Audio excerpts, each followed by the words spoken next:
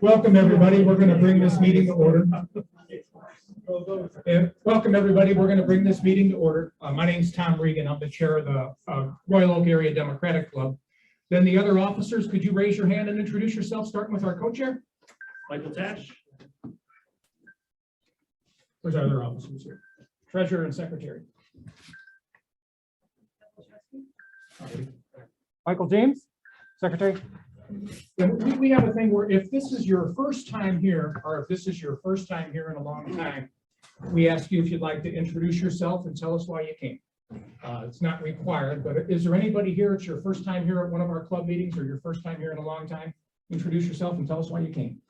I'm Tina Cardamone. I just want to be a part of the action and hear what's going on in my community and the product community. Welcome, Tina. My name is Matt Binkowski. I was here probably 20 years ago when I ran for Royal Oak City Commission, but now I'm running for Clawson City Commission. So nice to meet you all. Welcome back, Matt. Anybody else like to introduce himself? Just tell you why you came, or go ahead. Okay, so my name is Grace.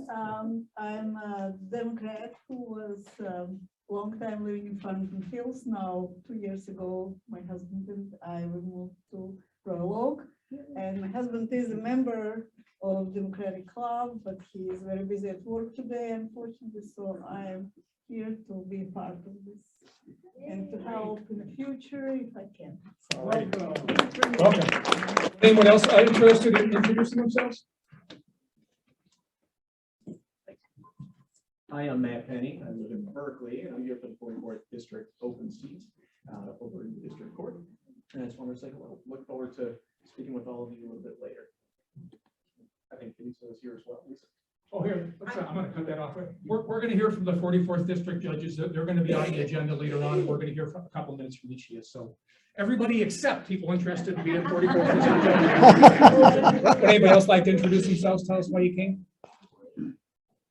Okay, well, we should get you next time. We do this every meeting, so if you ever feel like doing it in the future. Treasurer's report. Could we have the treasurer's report, please? You want me to come up there? No, I'll bring the microphone.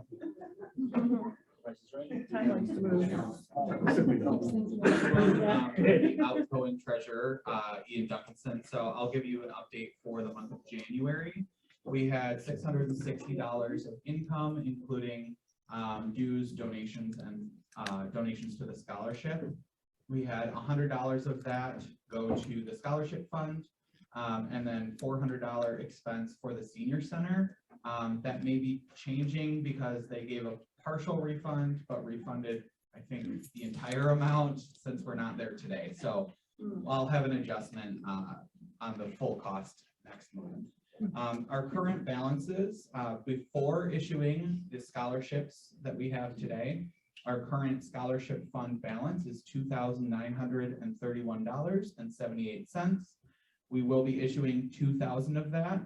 So the new balance will be about $930, and then we'll start building for the next scholarship. And then our current club fund has a balance of $5,018.97. Does anyone have any questions? Cool. Thank you, Ian Duncanson. And thank you, everybody, for pivoting so quickly. We normally meet at the senior center, and everybody heard there was a fire there, so we had to move here. But thank you, everyone, for pivoting so quickly. We did it flawlessly. So let's go right into our guest speakers. Everybody remembers the tragedy out at Oxford. And we've got some guest speakers from No Future Without Today, who are student survivors of the Oxford school shooting. So without any further ado, I want the students, No Future Without Today, please come on up.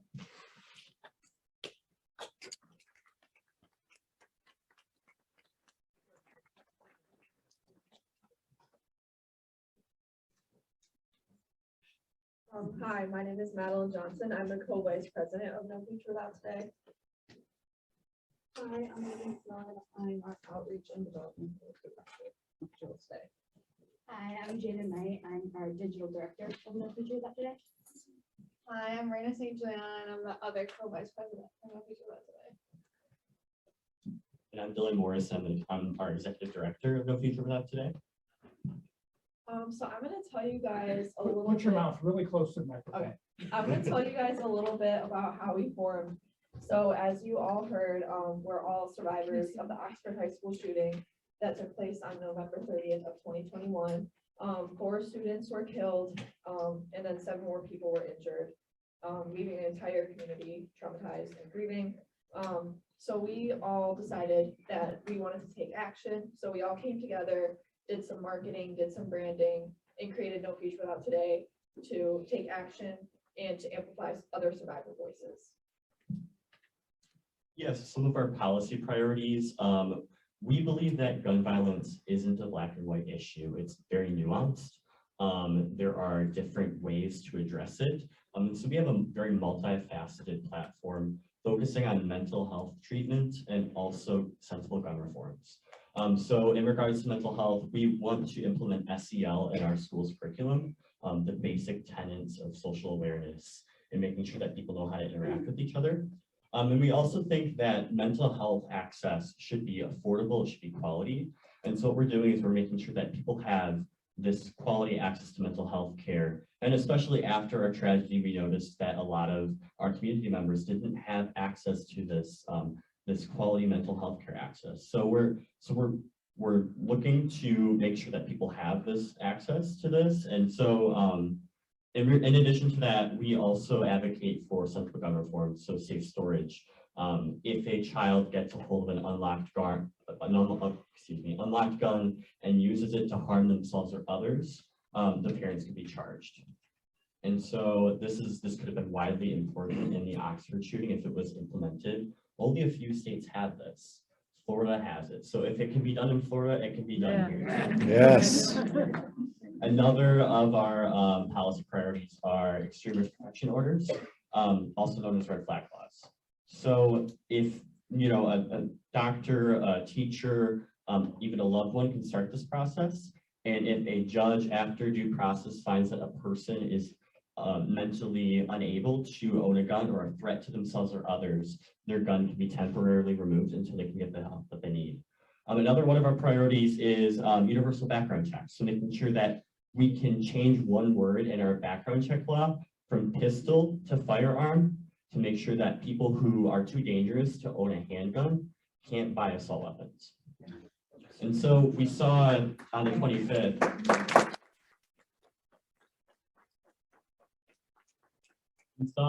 that the governor stated the state address that she urged the legislature to act on these policies very soon. We've had one of the deadliest Januaries on record with mass shootings. So we do need to act now. We need to get these laws in place because they are practical, there's consensus for them, and they're very well understood. So I'm just going to talk about a little of the things that we've done so far. We had a very successful march back in June in Oxford. I think the turnout was, what, 600 plus-ish people. We had a wide range of speakers, and then we also participated in the gun buyback program that took place back in October, I believe. We came out and helped package a bunch of goodie bags. We also went to DC for the assault weapons ban back in September, which was insane. We met so many people, and it was a really great experience. And we've also done multiple talking events like this, one with Dems for Dems and one also with Indivisible Fighting 9 back over the summer. And also we spoke with multiple county commissioners and just kind of been talking to people, trying to figure out what we want to do, how we want to go about everything for this year. So yeah. Yeah, and I'm just going to talk to you guys a little bit about how to get involved and how to support our mission. So first off, just a lot of this is a people's issue, right? So like talking to your friends about it. I know all of us have pro-gun family members who are really against any sort of gun legislation. So talking to them about like your experience with us here today, talking to them about how this is common sense legislation, it's not unconstitutional, and really just spreading the message, keeping this conversation going at a grassroots level will really make a big impact at a legislative level. Also, like if you have social media, sharing our posts on social media, we try to do a lot of educational graphics. And then I think other than that, we do accept monetary donations that will help our trips to DC or our trips to Lansing. And really just like keeping this conversation going. This is an issue that like does not cease any single day of the year. It continues every single day, every single night, every single hour. And so we just need to keep it at the front of everyone's mind. So our legislators cannot forget about this. This needs to be an issue that they are always thinking about and they're always trying to prevent. Any questions? Do you have any talking points that we could use to keep the conversation going? Well, I guess it's kind of like with legislators or like anyone in general, I guess. Like a website where there's some bullets that would help us?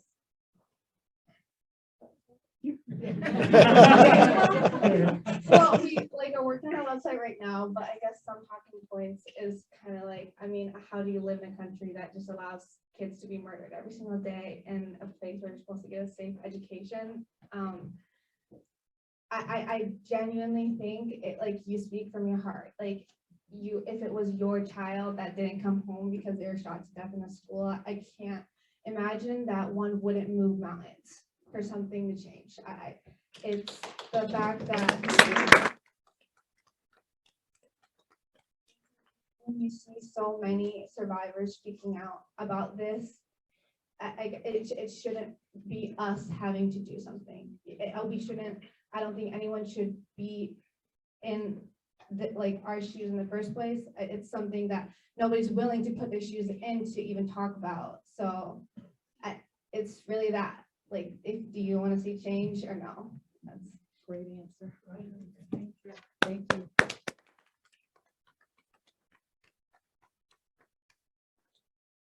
What's your website address? It's under construction right now. Oh, okay. We have been trying to figure out all the like little details on what we want to include on it. It will be nofutureaftertoday.com. Clients when it's up. Yeah, of course. Yeah. That way we can make donations. Charitable. We're a 501c4. Okay. Yeah. Social media. Yeah, you can go to our Facebook, and then we do have like a bunch of materials on there. Facebook under No Future Without Today. Yep. Thank you. Of course. We gotta have it in. To add on to what Raina said really quickly, it's been 14 months, 15 now, since our shooting, and nothing has been done on a state level. You know, we've had a Republican-controlled legislature for so long, we've had no change. So this is a great opportunity we have now to really get some common sense legislation in place. 30 years too late, but Yeah, I wanted to add on that too, because I think a lot of times people are like, well, there's not a gun issue in America. And I mean, I don't know how anyone can say that, but we can say gun violence is the #1 killer of kids in America. We can say that anytime another country has had a mass shooting, they've took immediate action and have had few, if any, mass shootings since. We've had 52 in 2023 so far, in less than 2 months. So if anyone tries to tell you like, oh, it's not an issue or we don't need to take action, it's like, well, look at the other countries. Look at what they've done to actually care about their constituents and about their citizens. So, any other questions? When you were talking about mental health, you used the acronym SCL. I'm, just acronyms kind of. No, you're good. Social emotional learning. It's basically a program that we can implement into curriculum to make sure kids are getting the help at school that they might not be getting at home. Because in the case of the Oxford shooter, we saw that he wasn't getting that help at home. He was falling through the cracks. And so we want to make sure that kids are getting this assistance that they might not be getting at home. Do you have any support from your teachers, from your administration in school? Well, we have our treasurer back there, Ms. Lauren Jasinski.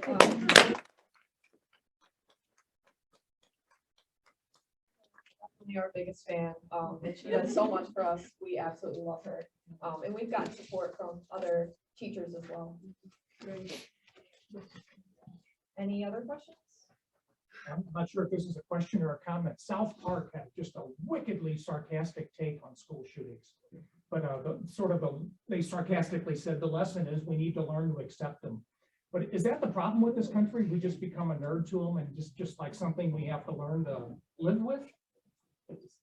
I think that's how a lot of people view it. I mean, for me personally, I've seen that, I've talked to some of these legislators, I've talked to Republicans, and I don't know if they necessarily don't care or if they just value their guns more than children's lives, because that's definitely how it looks to me. They value the guns over the lives of their loved ones. And I've told people, I've said, what if it was your kid? What if it was your mother? What if it was your son? And people are just so far removed from it because nobody ever thinks that this issue is going to affect them until it does. Like, I didn't think that I'd be standing in the hallway, walking to my 5th hour classroom, and then all of a sudden I heard bullets. I never thought that would happen. So I don't think anybody ever expects to be affected by this issue, but it happens all the time and it takes you by surprise. So I think a lot of these people who disagree just think that they're untouchable from it, and that's why they don't care. I just want to kind of add on to what Maddie was saying. I think another thing too is I don't think people don't care, because anytime a mass shooting happens, you see it all over social media and everyone seems to care, but they're not directly affected. So they're not part of the aftermath of everything, trauma, grief, going to therapy, dealing with your friends and family, not knowing what to do or what to tell you. And that's not in the spotlight of social media and the internet and TV and all that. So I think they forget. And so it's not part of their daily lives. Like, it's part of our daily lives or anyone else who has been affected. So they're just not directly affected. So they don't really care. It's not affecting their life. Unfortunately, some money is involved in that too, because for gun producers, for those who make guns, it's money. I think it's also, it's like, it's not really like guns over kids' lives. It's my gun versus another person's kid's life. Like, they aren't putting, like, they can't feel what it's like to lose someone they love from gun violence. Like, you see a lot of, I guess, like, gun owners who do speak about this. Like, it's not, I don't think it's that they don't care. They just, ignorance is bliss. Yeah, ignorance is bliss. And then it's also the fact that, like, they don't know how to, and they're not willing to think about how it would be for them, I think, is really like the biggest thing. Like, I honestly think, like, you have a gun loving, like, person lose someone, like, they're not going to still have that mindset of, you know what, like, I still stand for guns. We don't need any change. Like, it's not the guns that are the problem. It's really, it's perspective. So I know this answer personally, just for the room, can you kind of elaborate briefly on why it was so important to create an organization locally and make your own organization versus kind of hop onto a national platform? Yeah, we've gotten that question before, and I would just say that we have our own experience, and we can really make some changes on that here in the state of Michigan. Safe storage, for example, that's our primary focus right now to get that into law. And so we see with other organizations that might not be their primary focus. So we want to make sure that we're, we have a unique voice, or we're using our survivor story to make change. And yeah, I think that's it. I noticed that you guys are wearing a variety of different apparel. Can you tell me about it? Okay, so Dylan and Jada are wearing our No Future Without Today shirts. I'm wearing, as you can see, a shirt with a couple dinosaurs on it. This is actually a doodle that was given to me on a gum wrapper that I gave to my best friend, Madison. I was with her in the hallway when the shooting started, and we were separated, and she was killed. And she was my best friend. So I made this shirt for all of her loved ones to remember her by something that she drew, just so they could put a smile on their face. So kind of what Maddie was saying, there was multiple shirts made after everything that happened. So mine is for my best friend, Justin. It has JS, his name is Justin Schilling. And then on the back, there's a bunch of little like designs of like things that he liked. Marbles back there, baseball. I can't remember. I think there's some drawings for up north and stuff like that. So This shirt is for Hannah. She was one of the victims of the Oxford school shooting, and the back is like all the things she loved. And it's actually in the shape of a giving tree. And the tree is in the shape of the UP because our dad's a Uper. And so, yeah. And it just, I think like the Giving Tree, that book, it captures the essence Hannah brought to this world. And so it's everything she loves in that tree, I guess, in tree form. Yeah, hi, this is kind of building on that other gentleman's question, but there are some local groups like gun violence in Michigan. Just wondering how you are collaborating with some of these other local groups and your kind of role and how that works. Yeah, so we are actually an organization member of End Gun Violence Michigan, and this is basically a coalition of a bunch of different organizations, activists, and places of worship around the state to further the mission of common sense gun reform. all the way in the back, Jasinski just showed me, there's stuff back there about End Gun Violence Michigan. I think is there pamphlets and Yeah, there's a one pager about the mission and talking points for the legislative priorities and stickers. That's a tracker. I have one last question. How were kids traumatized by it? I've never been through anything like that before.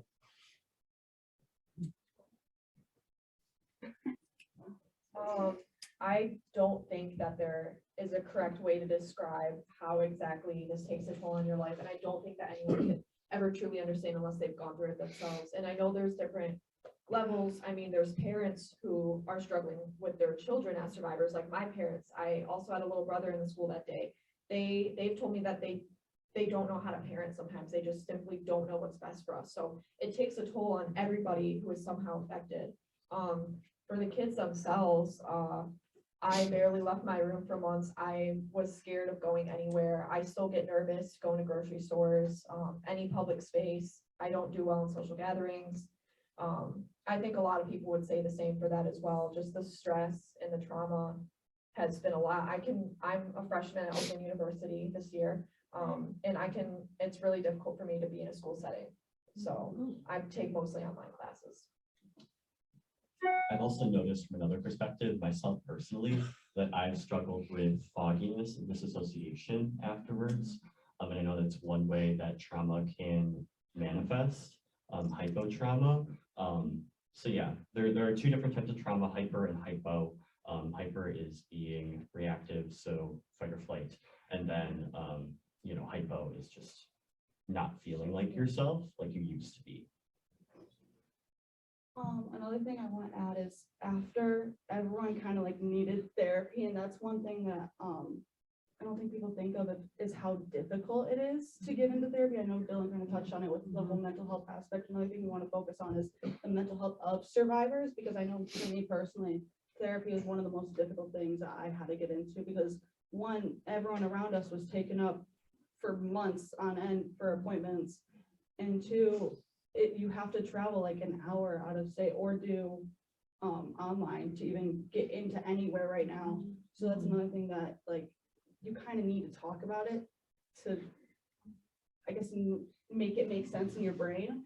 And another thing I wanted to add is like sleeping for me, especially. I don't sleep. I have like severely bad sleeping issues. Like I have to go get tested to make sure it's not a sleeping disorder. And like I have severe sleep paralysis. So it's all like underlying stuff that like I'm not going to come out and tell you like, oh, like I can't sleep, I have really bad anxiety, this and this, because people don't like to hear about that stuff. They only like the drama of, I guess, mass shootings.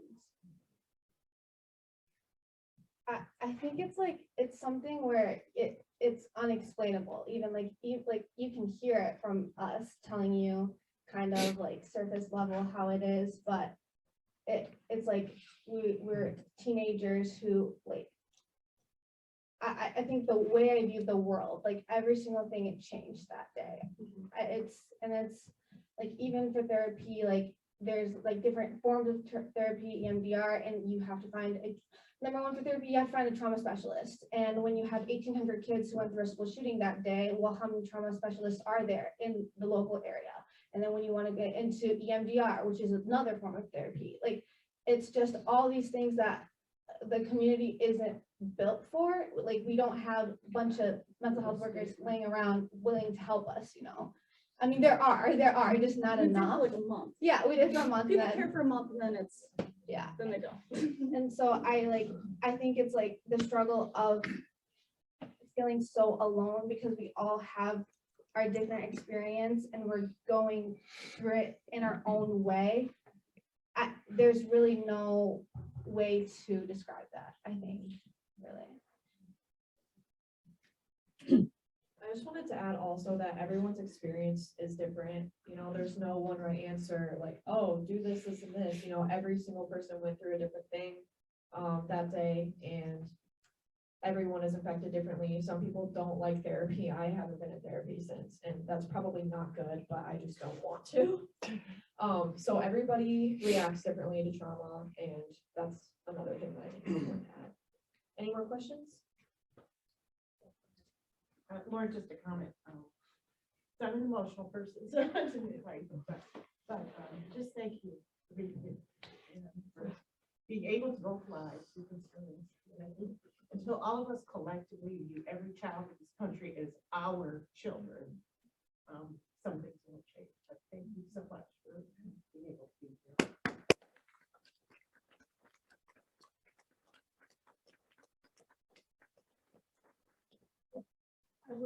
Had the opportunity to read the article in Sports Illustrated about Caitlin Gregory. You can Google it, Oxford shooting and Sports Illustrated, and it's a really in-depth article about what it's going through. He was in the bathroom with Justin. He got it. And also one thing to note is I think like a talking point is like a talking point would be is to learn about the kids who lost their lives. Like there's many stories and articles you can find about Hannah, Justin, Tate, and Madison. I think it's like, sorry.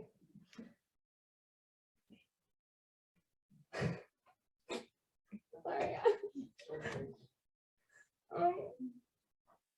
Yeah, I think the saddest part is that like you all don't get to meet and feel like what they brought to the world, and I guess like that's one of the most hardest things I am about all this. But you can read about it. It's not, you can't feel it, but you can read it, I guess, and learn about them. So yeah, I think that's a great thing to do.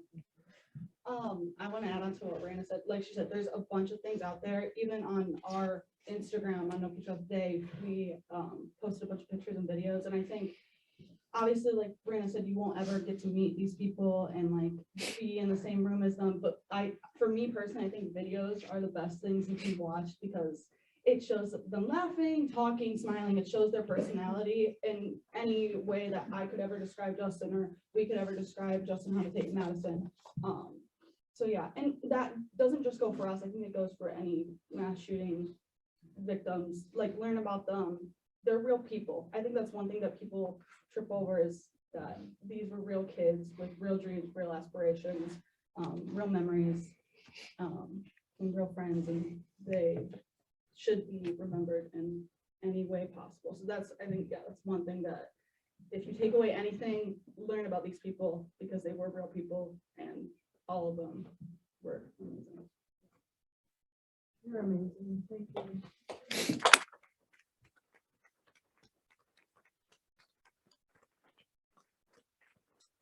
Yes, would you remind us, what's our treasury balance?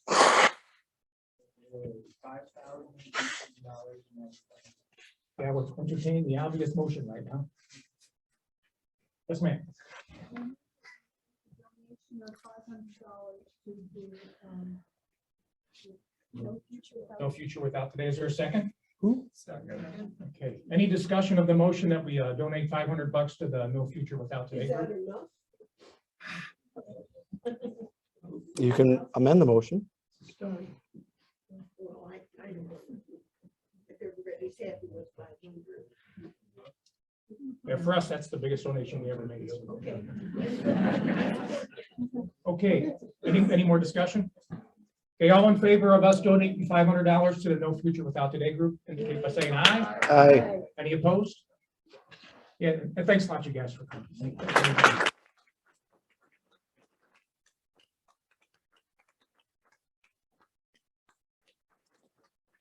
And we're going to have Lauren Jasinski. She's our former chair. She was an Oxford teacher who was there that day, but she's going to announce our club scholarship winner. After that, we're going to ask Jim Ellison to give us a report on his new position with Oakland County Older Adult Services. And then there's some people here interested in being appointed as to the opening at the 44th District Court. So right after Jim Ellison, we're going to ask each of those people if they'd like to speak to the group and introduce themselves, take a minute or two. And then the reason they're doing that is if you find anybody especially appealing, you might want to contact the governor's office and urge her to consider that candidate. So they just wanted to introduce themselves. Then we'll have our usual elected officials reports. But first, let's have Lauren Jasinski announce our scholarship winners. Hey, everyone. Got some for me. Thanks for the time and attention. I know that we're trying to fit so much in, but I love this packed house here to celebrate all of the wonderful things that we're doing to support our young people in a lot of different ways, right? Because we are here for our Oxford students, and we're here to celebrate some local young people as well. So a little bit of background, just very, very briefly about this scholarship. So the Tom Regan Youth Community Activist Scholarship was for community activism and tap dancing, was started in January 21 when we came together and had some leadership changes when I took over as chair. We wanted to make sure that we were honoring Tom's commitment to this club and everything that he had done for us and as a Royal Oak Democratic community. And we wanted to honor him with the scholarship. The thing is that we really didn't know what was happening that spring. And even though we introduced the scholarship, there weren't any applicants that first semester because it was difficult to get information into schools. So this is actually our first award of this scholarship. We decided to settle on a $2,000 pot of money. And then as the applicants came in, the board was able then to decide how many people it went to, how we split it up, and how to make the decisions for the person that represented all of the wonderful things that we do here in Royal Oak, and the potential of young people as they go on to the next chapter of whatever it is in their lives. The requirements for the scholarship are that it is going to be awarded to a graduating senior of someone who either lives in Royal Oak as a city or attends a Royal Oak school. So that means that we can also cover students who join us through school of choice, students at charter and private schools, but live in the city of Royal Oak, and different instances like that. For our very first inaugural year, we decided on two $1,000 scholarships who are going to two different graduating seniors. And even though we're a little bit late, we're going to kick off their new semester with a good chunk of change for them to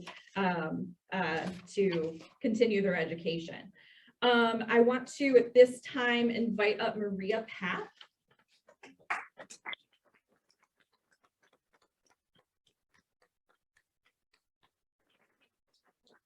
Maria is an outstanding senior from Royal Oak High School. She's been involved in a lot of civic and local organizations, as well as a lot of leadership opportunities within Royal Oak High School.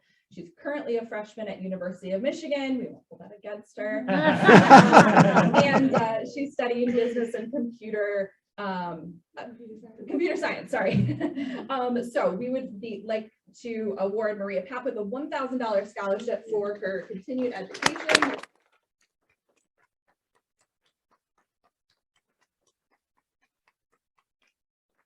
Our second awardee who was not able to join us today is Shannon Schulte. She is also a freshman at the University of Michigan. She's doing great work. She just had a prior school commitment this morning and wasn't able to join us. She might join us next month or come to some other thing so that we can celebrate her in person. But I do want to make sure that we're also acknowledging her and everything that she's done. She's also awarded a $1,000 scholarship.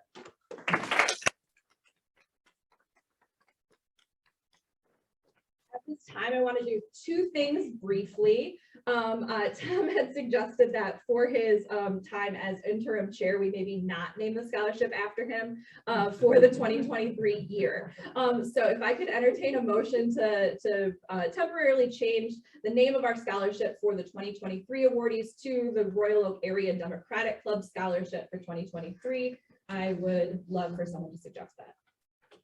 Yeah, thanks. Thanks. Second? Okay, thanks. Yeah, Joe.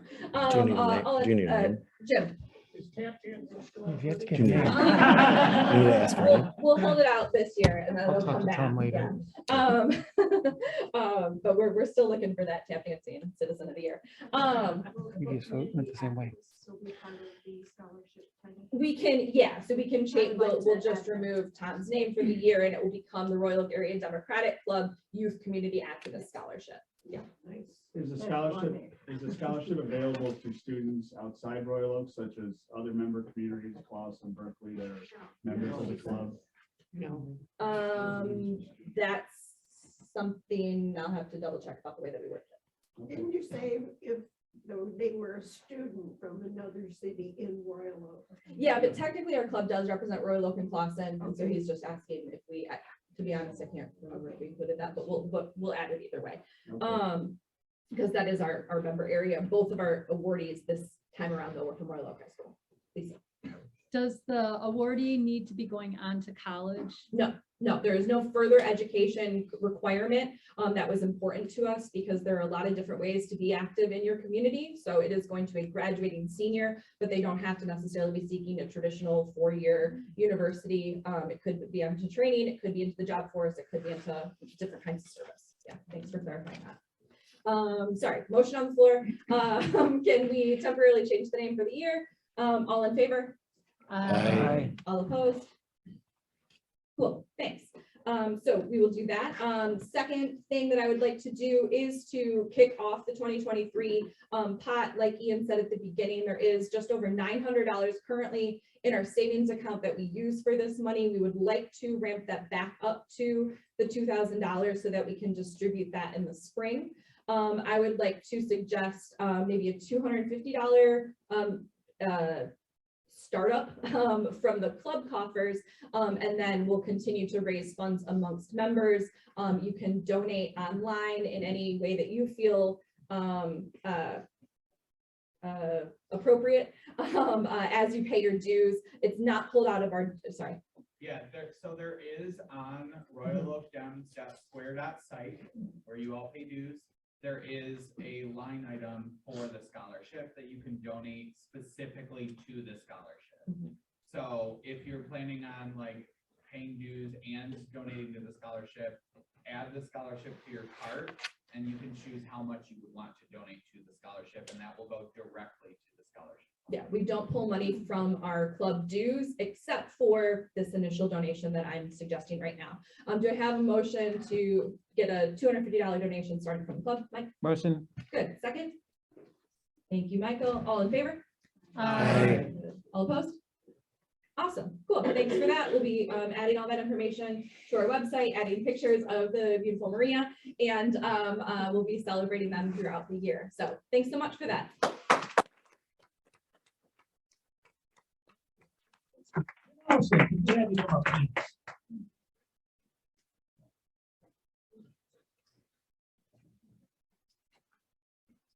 Actually, Jim, a little bit of change here. Go ahead and have a seat. We're going to hear from you about your new position next month. This month, we got some other business for you to discuss.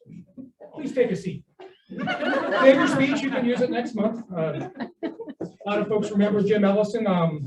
Long career in public service. Started out as a Longfellow Elementary School PTA president. Head of vice president and treasurer of Royal Oak Youth Soccer Association for some years. Woodward Avenue Dream Cruise chair back in the 90s. Royal Oak City Commissioner, 1991 to 1995. City Traffic Committee chair, 97 to 2000. Served as Stagecrafters president, where he's seen me do some tap dancing. He was chair of the City Planning Commission, president of the City Housing Commission, 2001-2003. Royal Oak Citizen of the Year, 2002. Now, you might know a lot of these positions are either unpaid or almost unpaid. In the meantime, he had to keep hold down a full-time job. Royal Oak Mayor, 2003 to 2016, the longest serving person in the history of Royal Oaks, serving in the mayor's office. That's where I met Jim. I just moved here from Clawson, and County Commissioner Dave Woodward.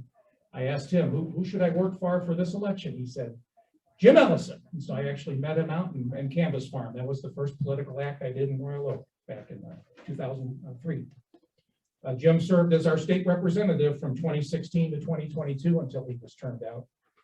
And he was just appointed chief of adult services for Oakland County. You know, so there's no rest for Jim, but right on to his next public service. But I know some people came here today just because they wanted to say a few words about their relationship with Jim Ellison over the years. Carlo Giannotti, let's hear from you first, please.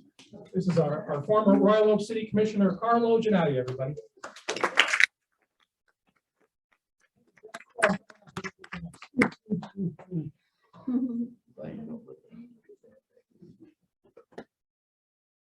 Okay, well, thank you. I'm not here for the 44th district. Unless you force me. A few weeks ago, when Tom called me out of the blue and thought my voice was loud enough. A few weeks ago, when Tom called me out of the blue to come and say a few kind words about my old friend here with a capital O. I knew that there were many people in this city, especially in this room, that knew Jim better than I did. So I was honored and I accepted immediately. And then Tom said, because he's heard me speak in public before, we only have the room for 2 hours. So I did jot down some notes here to kind of stay on track, and I promised to have you out of here by at least noon. First of all, good morning, and I'm honored to be here to speak with you.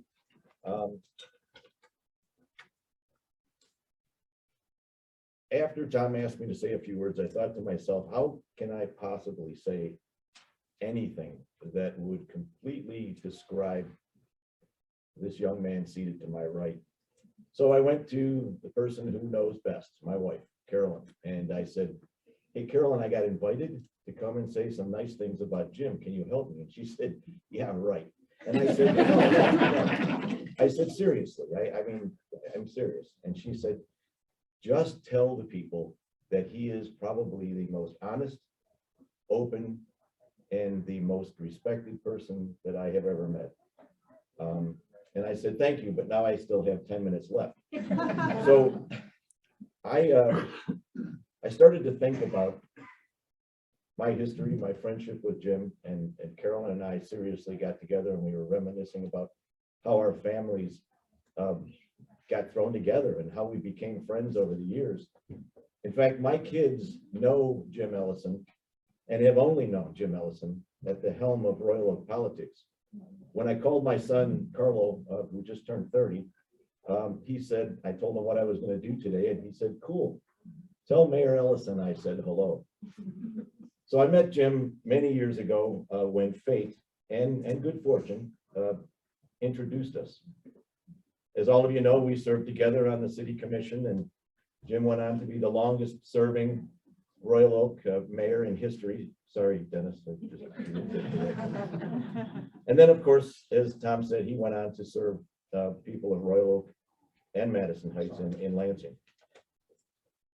I'll pick this up after I'm done, I promise. But that's all public record, and you can read the newspapers or go online and find out all of that. But what you can't, the public record can't show, is how Jim and I became unlikely friends. There's no truth that, I mean, there's no secret that when our names appear on the ballot, we have different letters following our names. We get that. And there's no truth that at the very beginning we did have, there's no secret that at the very beginning we did have our differences. Some of them were quite public. But over the years, Jim and I became friends. And I think what brought us together was our mutual love for this city and the respect for the people who live here. Jim once told me that I'm the only Republican that he ever voted for. Now, I don't believe him for a second, but I think it made him feel good to tell me that. And I think that defines our friendship. Although we have differences of opinion, we figure out a way to listen to each other and get things done. Jim has and probably always will be fiercely dedicated and loyal to those he serves. Anyone in this room will know that. Anyone in this room who has ever watched him during public comment knows that he is a very patient and listening and open to all different sorts of opinion. So, and I'm wrapping it up, Tom, don't worry. So how do you describe somebody like Jim? How do you describe somebody like Jim to someone who may not have ever met him or may not have ever read anything in the newspapers? So this morning, literally, after talking again with Carolyn about Jim, I tried to find a label that you could give Jim to describe to someone who maybe have fallen off Mars and came down to Earth. And the first one, obviously, I looked up politician. Now, nowadays, that's not a very complimentary label, so I wouldn't even think about calling Jim a politician, but I pushed forward for sake of context. And what I found was a politician is described as a person who is professionally involved in politics, especially as a holder of office or candidate for public office. And I thought to myself, we've all met hundreds, if not thousands of politicians, and somehow that definition doesn't seem to fit the bill. So then I looked up the next obvious one is, can you describe Jim as a public servant? And I found out that most of the definitions basically describe a public servant as a government worker who serves the public. While there's no doubt that Jim has spent much of his life serving the public, I just found this definition falling short. And it was just not enough to describe my friend Jim. I then finally looked up the term statesman. And I found that a statesman is defined as a skilled, experienced, and respected political leader. And I thought to myself, bingo, if there is a definition or a label that you can place on my friend Jim to describe his public life, I think this one fits the bill. Jim, my old friend, I will miss those long overdue brainstorming sessions that we had at the Rock. Brainwashing, especially when I worked for you on the commission. But we used to have these long brainstorming sessions at the Rock where we solved all of the world's problems over and over and over again. And I miss those. And I think they're long overdue. The better solutions became. Yeah, the solutions were easy after a few hours. And we couldn't figure out why our leaders in Lansing and Washington didn't share our solutions, but maybe they need to come to the Rock as well. Jim, we met many years ago when I had hair and yours was darker. And I hope that we can continue this friendship for many, many years. But I do have one final question for you. You and I have weathered the tests of time, and we've worn scars of our battles together, probably won and lost. But how the heck has your lovely bride, Jody, escaped the clutches of time? That was from Carol. Good luck, Jim, and thank you for your friendship and advice over the years. I truly mean it. Thank you.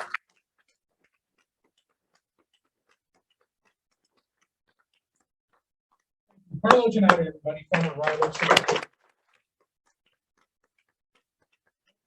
Former Royal Oak Mayor Dennis Cohen. It's a tough act to follow. Good morning. First, Jim, I bring greetings from Andrea. She's got granddaughter basketball game duty, so that's where she is this morning. I was also pleasantly surprised, and I'm very pleased to be here when Tom called and just say a few words in honor of Jim's service to our community. It has been my life's great ambition to come to a Royal Oak Democratic Club meeting. But I'm not here for any recruiting. The city commission has banned conversion therapy, so you're all safe. But I've always been envious of Jim because he's always driven cooler cars than I have, And also, he blew my record of 8 years out the door of service of mayor, and I questioned his sanity to serve as long as he did. Because as Jim knows, it could be lonely at the top. Making decisions, especially when your family and friends start to question your judgment, among other things, it can be tough. But Jim has weathered all those goals or all those adversities to, serve the citizens of Royal Oak in a number of capacities. And what comes to mind in my working and being with Jim over the years, and we first met in 1991 when we both served on the city commission. I became mayor. The balance of the commission changed a little bit, Jim, as you might remember, and he was a party of one. But I will tell you that Jim worked very, very hard and made sure that things that were important to him and his constituency were represented on the city commission. And that was in fact the case. I got to, oh, sorry about that. And I got to know him particularly well. I had a habit on Sundays of calling the commission before a meeting. Now, my discussions with Marie Donegan were rather lengthy, but with Jim, they were very brief because he says, I looked at everything. Here's what we're going to do. And here's what I can vote for. And here's what I can't. He's very principled. And there's three things that I think about with Jim. It's his passion, his principles, and his pragmatism. His passion is about Royal Oak. That's unquestionable. And among other things, it's about the dream crews, the stagecrafters, and his family, and all the things that are good about Royal Oak. Jim has always had that passion about the city. His principles. He has always been principled. I could almost tell you where Jim was going to stand because I knew his principles. They were very clear, and he didn't waver on them. But at the same time, he was very pragmatic. What can we do to get things done for the city of Royal Oak? And that's what Jim accomplished. And there have been so many accomplishments. But I also want to mention that this city is not a great city just because of the mayors or the elected officials. It's a great city because of all the citizens that we have and the businesses that have invested and the neighbors that have invested in their homes, and we've invested in our children. But at the end of the day, the cue comes from the leadership. And Jim showed tremendous leadership in making sure that we are a welcoming city. We are a city that brings in divergent voices, whether they be political, cultural, or otherwise, and tried to make us into a real, I think, a model city. I will tell you, and Jim knows this too, we did speak when we were mayors with other mayors, and people would always say, well, we don't want to be like Royal Oak. And I would say, no, deep down, you do want to be. And I think that's a large part to some of the great things that Jim was able to accomplish. And working with, his own, the commission over the years and getting together 4 votes. We always used to say when we went to speak at schools, they would say, what's the most important thing? And I'd say 4, and they'd go 4. Yeah, we need 4 votes to get anything done. And I have to say, I bended you a few times to get that 4th vote because I had a few crazies on my commission. So that being said, Jim, I did not bring you a resolution or proclamation from the Royal Oak Republican Party. So I just want to, you're not going to get that. But for those of us who have served with you, no matter what our political persuasion is, we genuinely appreciate your wisdom, your counsel, your leadership, both as mayor and as state representative. And I am so glad you are going to be my senior citizen representative. So to you and to Jody, thank you for everything you've given to this community.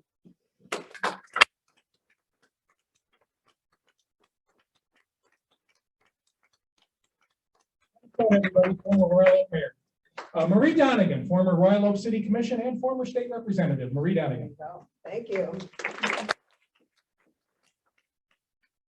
As usual, Carlo and Dennis took up most of the time. That's okay. So I don't have rosy memories like that. What the heck? We went to church together. Yeah, well, so Jim and I have known each other all of our lives. Of course, he's older than me, so I forget I don't know how much older you are. Old enough. So we met a long time ago, and I remember standing at the top of the stairs. If you go into our church, you go up 9 steps, top of the stairs. And it must have been the morning or the Sunday after you got elected. And I forget who it even was, but somebody stood at the top of the stairs and said, thank you or congratulations, commish.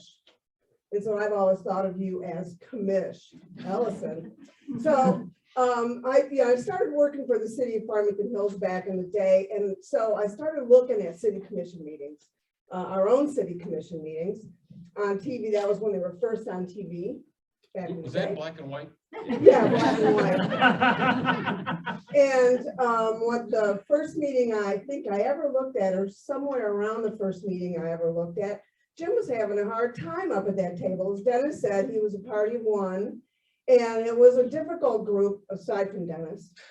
And the next thing I knew is a fight broke out, a little disagreement. And Jim got up, said, "You don't need me here anymore," slammed his briefcase shut, got up, spilled a glass of water, and left. And I thought, wow, that was really something. I'd always like to imagine that he walked out the door and walked across the parking lot and walked into Mr. B's. I don't think he did, but I always like to think that he did. So that was my initiative when Jim first ran for the city commission. I don't, that must have been 92, something like that. I forgot. Yeah, well, I didn't, because that's what I remember. So, so then, I just kept watching. Somehow or other, right about that time, I decided, or actually I got offered a gig to write columns in the local newspaper. Back in the day, it was called the Mirror.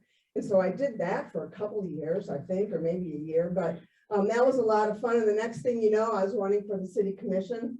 And I don't think Jim was on the commission then, but I got elected and I served with 4 mayors, which is a lot of mayors, I think. 3 of them are in the room. So I'm not going to say who's my favorite, even though it is Jim's tribute. So I remember when Jim decided to run for state rep, we were over at the Oakland County Democratic Party headquarters down there. It was the best place ever in downtown Royal Oak. And we decided we needed a picture of Jim. And so, to put on campaign literature. And so he came in, I forget how it even happened, but he came in with this big giant Jim Ellison head picture that turned out to be this piece of literature. That one. Yeah. Use that, don't But you? it started out as this big giant Jim head, and I'll never forget that. So, it was huge. And you won every election you ever ran, and you were the worst door knocker ever. Jim's razor, it is. Jim Razor is the worst. But Jim Ellison was second to the worst, but you won every election. So there's a secret in there that I'm sure you'll share with somebody sometime. So anyway, I remember you came to Lansing to the state of the state one year. And it didn't occur to me at that time that you would actually move over from the guest seat into the real seat, but you did. So between my term and this Jim Ellison's term, there was another Jim. So sort of a Jim thing, but I'm happy to have shared that seat with you. Thank you, my friend.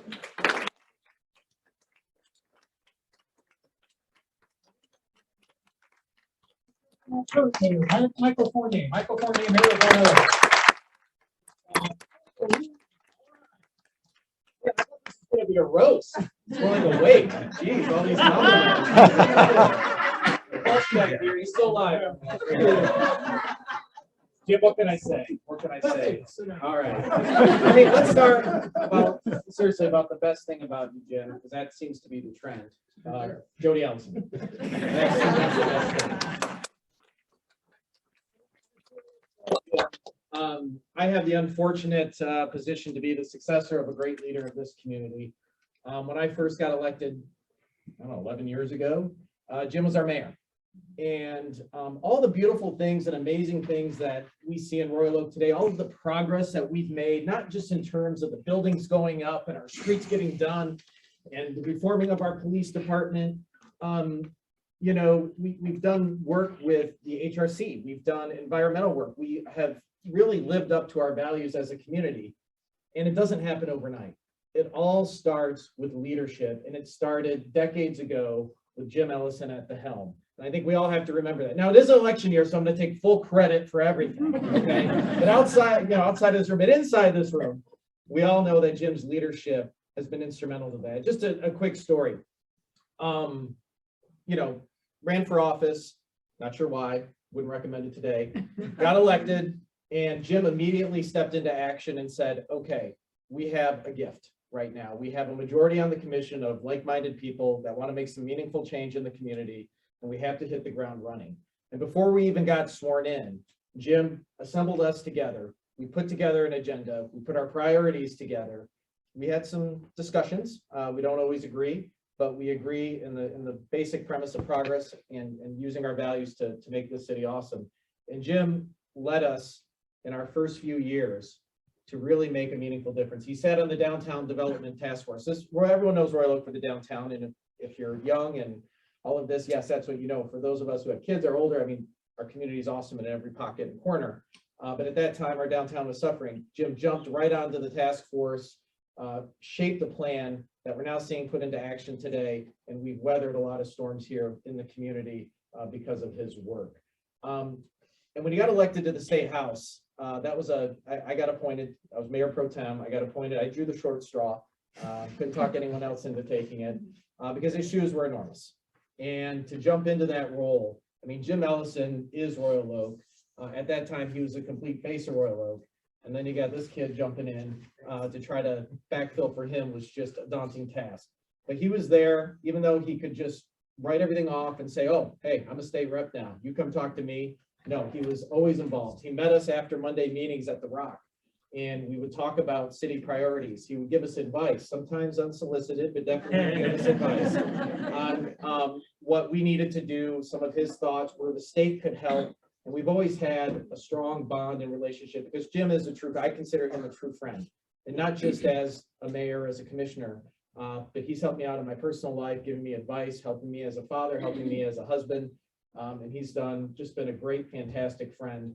And I think that what people should take away from Jim's leadership is that he's somebody that you can trust. He's somebody that's passionate, which sometimes, he can definitely show his passion, but he puts people first. And when he does get, passionate and he is working an issue, it doesn't take a scientist, it doesn't take a genius to know and understand it's coming from a place of love for everyone in this room, love for everybody in this community, and love for just humanity. And Jim, we're so excited to have you working for us in Oakland County. Appreciate the good work that you're going to do, because just like you did for the city that we inherited today, we know by the time I get time to retire, that you're going to pave the way, and this community is going to be way better off. This county is going to be way better off in your next role. And we just appreciate that you just keep going. Thank you so much for all your service.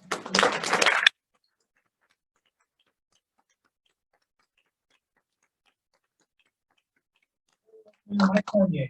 In Royal Oak, we stand on the shoulders of giants. We have two political giants in Royal Oak. One of them sitting right here, Jim Ellison, and the other one, no question, is Dave Woodward, our Oakland County Commissioner. The only reason Dave is not here today, he was called to Philadelphia. You might know that the DNC is we're working to get Michigan put up in the primary calendar. He had to attend this meeting. Dave was not here, but he did get a plaque made. And we do have Oakland County Commissioner Penny Lewis here. I'm going to ask her to present that and sing the words together.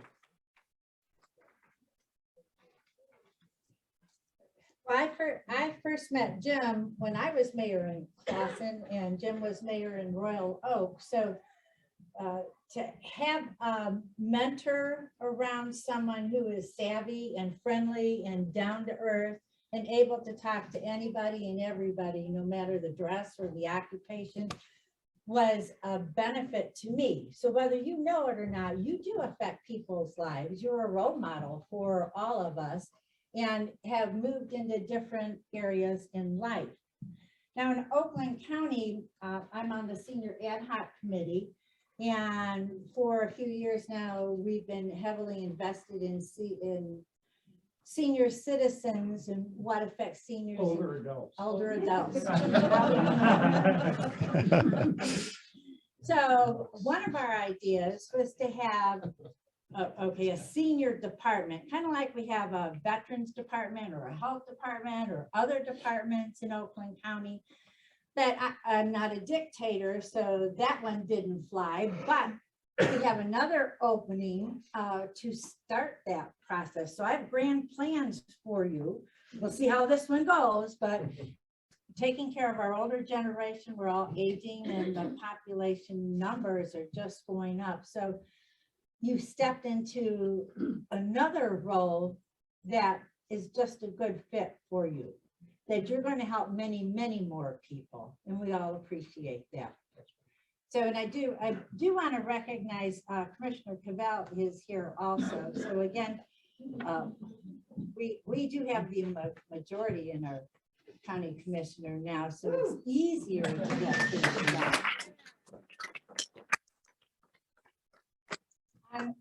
And Royal Oak actually has 3 commissioners representing Royal Oak. So it's our chair, Dave Woodward, myself, and Commissioner McGilvery, who isn't here today.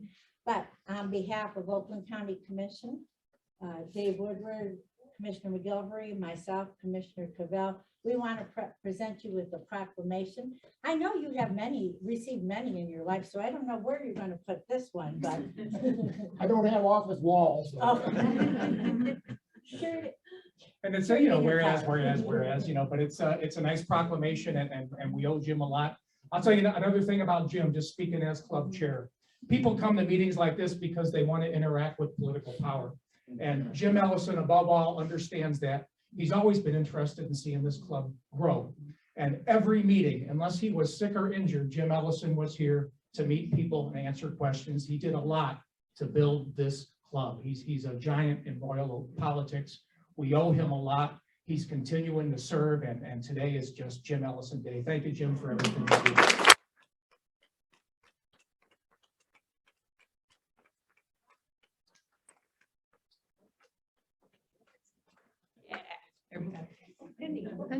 Penny, grab it. Come on. Oh, you get in there too fast. Yep. Okay, go.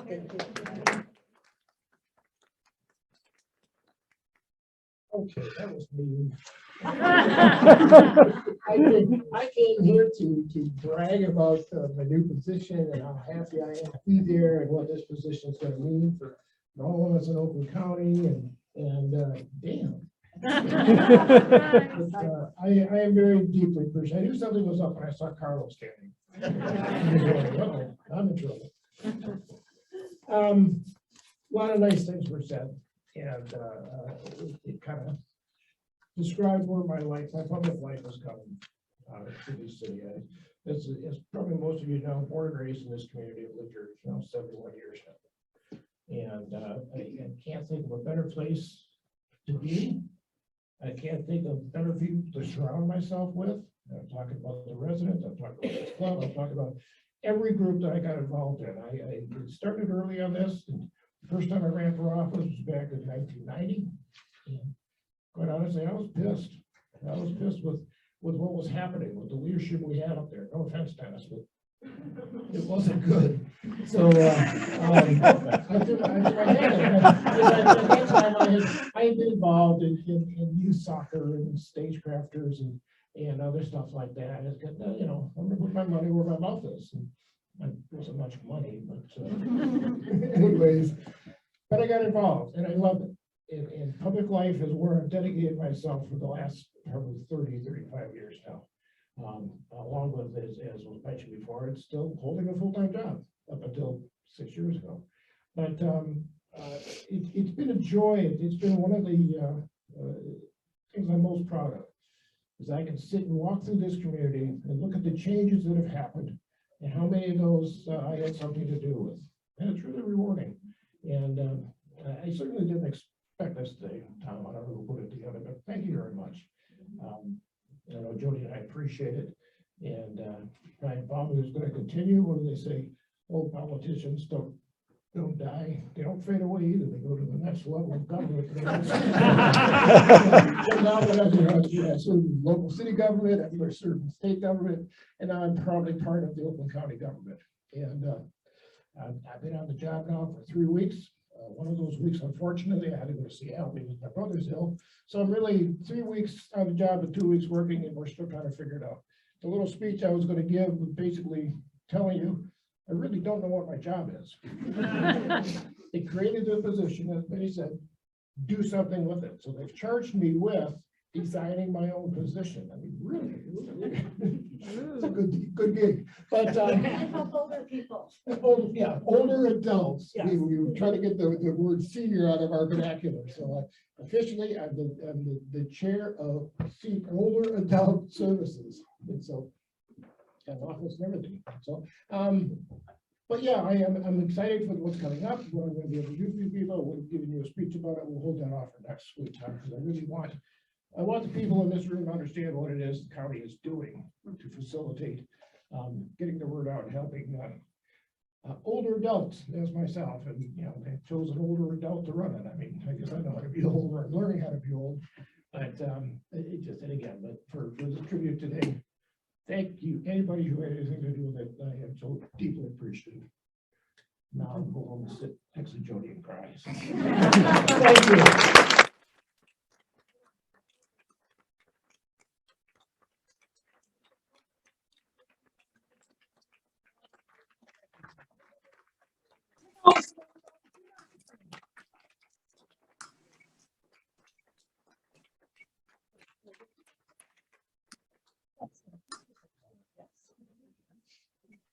Sometimes you have to take a moment to celebrate people like Jim Ellison. And we just took a moment to celebrate Jim Ellison. Let's not forget Jim Ellison. Okay, there were some people here interested in being appointed as in the vacancy of the 4th District Court. We're going to hear from all yous now. If you could keep it to a minute or two, just because we do have a strict 12 noon deadline. So would the people interested in speaking about their interest in the 44th District Judge position, if you could come on up right now and we will hear from you.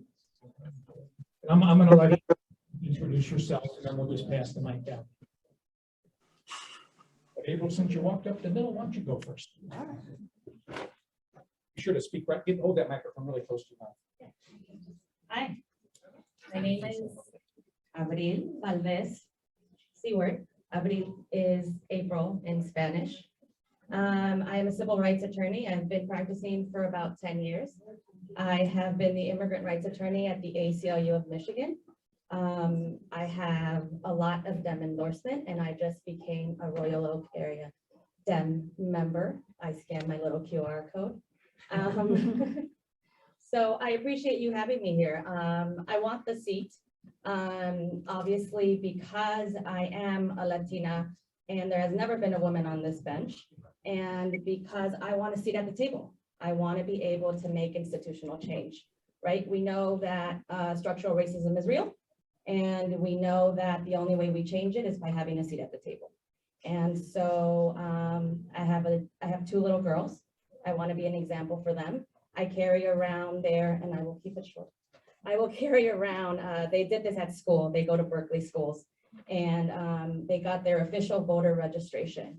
And she drew a little picture of herself. And this is why I want to do it. If you ask me why, it's them. I want the restrictions that are placed on voters to end. I want people of color to get to the polls. And I want to be a representation for my community. Thank you.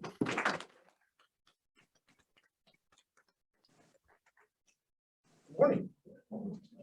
Good morning. Like jury selection. My name is Matt Penny, and I am a resident of Berkeley. I've lived there for 15 years with my wife, and we have a 7-year-old daughter. I have dedicated my life to public service. I'm a Wayne County prosecutor and have been so for just over 12 years now. These days, I work in Kim Worthy's Public Integrity Unit, where we focus mostly on public corruption and police use of force reviews, and also, unfortunately, people who murder police officers tend to get those cases as well. In a previous life or previous assignment, I did what's called community prosecution. And that's when I was embedded in multiple precincts in the city of Detroit, and I handled all of the non-fatal shootings that came out of those precincts. So it's primarily on the west side, but also for a while in the 12th precinct. That's just right on the other side of 8 Mile from Ferndale. All of that, though, when I first got started, I worked in the juvenile division, and some of the most rewarding work that I did was the diversion programs, the alternative sentencing programs. These are the places where you can really make an impact on people's lives, and I'm talking generational type of change. The 44th District Court has been phenomenal about and exploring what can be done with these types of programs. And that's exactly the type of work that I have hoped that I could pivot back to. And I have hoped that I could do in my own community back here at home rather than in Wayne County.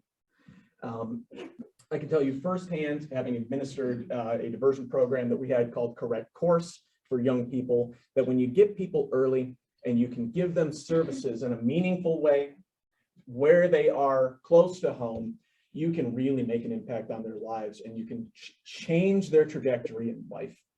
We were proud to have a 94% success rate with our kids. That is, they didn't have any recidivism over a 2 to 3 year period after that. This is the type of thing that can be done. And that's what I'm hoping to do. The legacy that Judge Wittenberg left with his work with kids, that's exactly what I want to continue for the people of Berkeley and Royal Oak. So thank you very much, everybody. Good morning. My name is Rebecca Kelly. I have been a citizen here in Royal Oak since 1994. I have 2 daughters. One is a freshman at MSU, and my other daughter, go green, go white. And my other daughter is here, and she is a junior in high school. I started out also Spartan, and I worked while in college. I worked at the youth home with abused and neglected kids, and then juvenile delinquents. And then I became a victim advocate in Macomb County. I was hired by Carl Marlinga.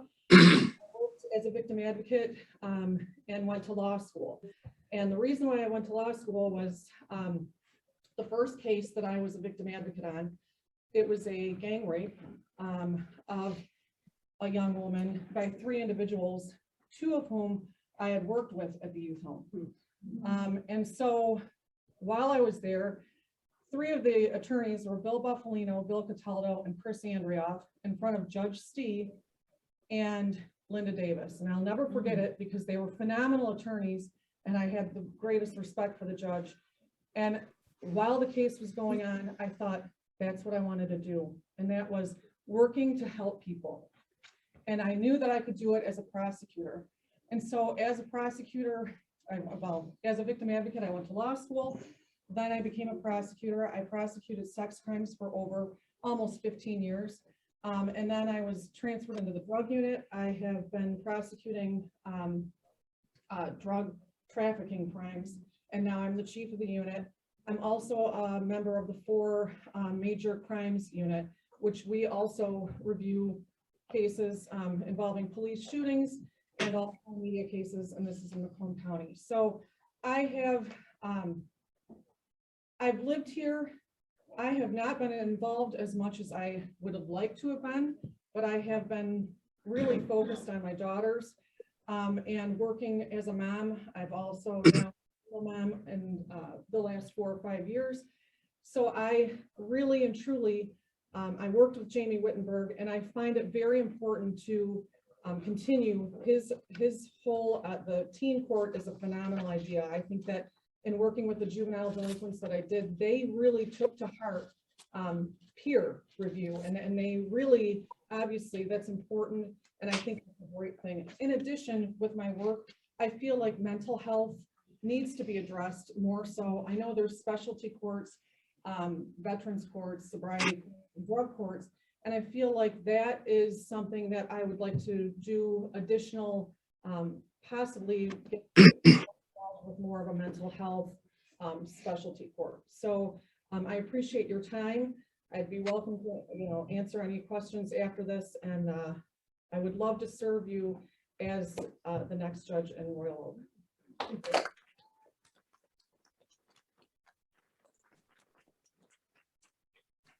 Morning. My name is Lisa Hamame, and I'm very, very happy and pleased and blessed to tell you that I do have the support of Jim Ellison, but it seems I need to talk to Jody if you're around. Joking aside, I would be a great judge of the 44th District Court. Judge Jamie Wittenberg was a friend of mine, and I went to law school with Judge Derek Meineke. I'm very happy to be here. I'm very sad to have to be here with the great loss that we all suffered with Jamie having passed. I mean, he was a great judge, he was a great person, and those are some really big shoes that one of us is going to have to try and fill. I would be a great judge for 3 reasons. My work experience. I'm a municipal attorney. You heard them all talk about what it's like to be a city council member and a mayor. Well, that's what I do too, but I sit as counsel to the city council members and township board members. I serve 8 communities in Oakland County. Also, I got Skoda Township and Handy Township. So a lot of communities within the jurisdiction and without. As part of my job duties, I serve as general counsel, meaning anything that the local government needs a lawyer for, reviewing contracts, drafting ordinances, advising at city council meetings to help guide progress. But I also do the criminal prosecutions. So I'm in the district court, and I've done this kind of work for 22 years. My work experience, I won't have to learn criminal prosecution or civil procedures, or even the workings of district court, because I've lived it for 22 years. The second reason that I would be a great judge is my life experience. Now, I didn't grow up privileged. Frankly, we were very poor. My parents never even graduated from high school. My father passed away when I was 4. I did not live the life that a lot of people who ultimately become lawyers live. I struggled. I worked my way. I went to school 6 to 10 for undergrad because I worked from 9 to 5 and paid my way through undergrad, took out student loans. Because of that life experience, I've been giving back to my community. I've been giving back in ways. I volunteered at Children's Hospital for 13 years before I even went to law school, just playing with sick kids because I wanted to do something. I'm currently on the Planning Commission for the city of Berkeley, where I reside. I'm the secretary of the State Bar of Michigan, which is the organization that governs all lawyers, 44,000 members strong. In 3 years, if I'm not lucky enough to get the appointment where it wouldn't qualify, I will be president of the State Bar. The judge of the district court will have more power and impact and give me the opportunity to give back more than I'm able to give back now. The third reason that I would be a great judge of the 44th District Court is my relationships with the current judge, Derek Meineke, and my friendship with Jamie L. Wittenberg. I knew their programs. I know their programs. I love their programs. They're rehabilitative. They're educational. The teen court that was talked about today, I know that was a big passion of Judge Wittenberg's, and it's only in Berkeley right now. It's only in the Berkeley schools. Well, one of the things that Judge Wittenberg was trying to do is push it into Royal Oak. That's something that I want to continue. I also know that there's currently the 43rd District Court in Oak Park has a collaboration with the 44th. I don't know if anybody knows that, but a lot of the mental treatment requirements of the 44th, they go to Oak Park for some of those services. And similarly, Oak Park comes to the 44th for the alcohol counseling and the sobriety court that they have in place. Because I don't tell you my life history and what I do to give back for any sympathy, but just to show you that I have the compassion for the plight of others. I've lived it, I know it, and we need compassion on the bench. I do have some great support. I have, like I said, the wonderful Jim Ellison has supported me. Jamie Wittenberg's brother, Robert Wittenberg, who's also the Oakland County Treasurer, has also supported me. Dave Coulter, the Oakland County Executive, is supporting me. I have a lot of judges who have written letters to the governor supporting me. I actually just got the UAW, which I'm very happy for, and I'm being told to wrap it up. So thank you so much for having me out here and giving me the opportunity to meet you. And we're going to stick around a little bit longer so we can answer questions. Thank you.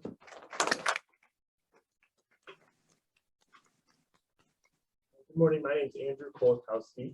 I am currently serving as a administrative law examiner for the Michigan Department of State. It's a big, fancy, long title. That doesn't mean a lot to most people, but it's basically what I tell my kids, I'm like a mini judge. I handle cases that are dealing with people's driver's license issues, also other agencies or entities that are licensed under the Secretary of State. Those are the type of cases that I hear and preside over as a quasi judge right now. So I feel like I'm a person that brings some experience in making those decisions to the table for this particular position that I've applied for. Prior to my time at the Michigan Department of State, I was in private practice for 12 years. I think I may have hit every single district court in this state in my time with one defense firm in Birmingham. We took cases all over, from Bessemer to Adrian to Royal Oak to Grand Rapids and everywhere in between. So I think that exposure to a lot of different judicial temperaments has shaped the way that I handle my job now, and would shape my behavior and way that I looked at cases on the district court bench if I was fortunate enough to be appointed. We're both, my wife and I are Royal Oak residents. We have 2 kids in Royal Oak schools, a 7th grader at Roms and a 3rd grader at Adams Elementary. I am active in the Royal Oak Football Club, which is a soccer program. I know it's football. My wife's in the PTA, and I'm on the Traffic Commission, which is, I heard Jim Ellison say that kind of got his start there too. So yeah, I appreciate the opportunity to be here to tell you a little bit about myself, and like the others, I'll stick around if anyone has some questions afterwards. So thank you.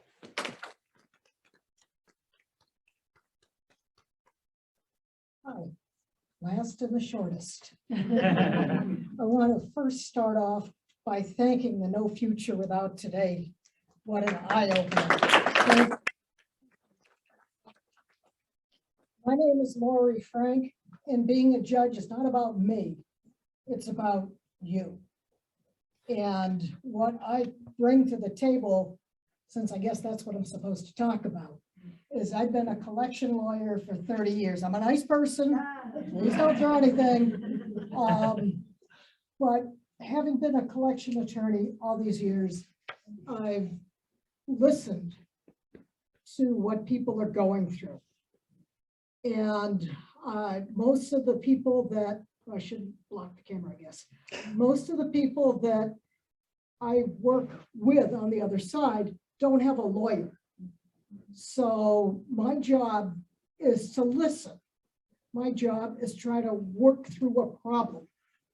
And if all else fails, well, then we have the courts. So I will never be able to fill Judge Wittenberg's shoes. I'm only size 6, so that's just never going to happen. But I mean, he's a giant. He was a giant.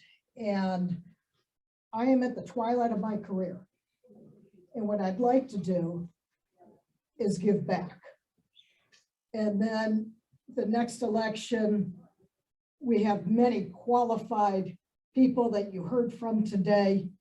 I will not be among them because at that point I will retire.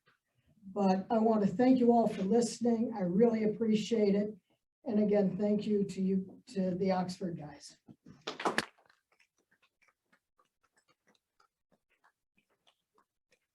So we can have everybody, each person in the order you spoke, could you just please raise your hand and say your name again, just in case people need to get your name?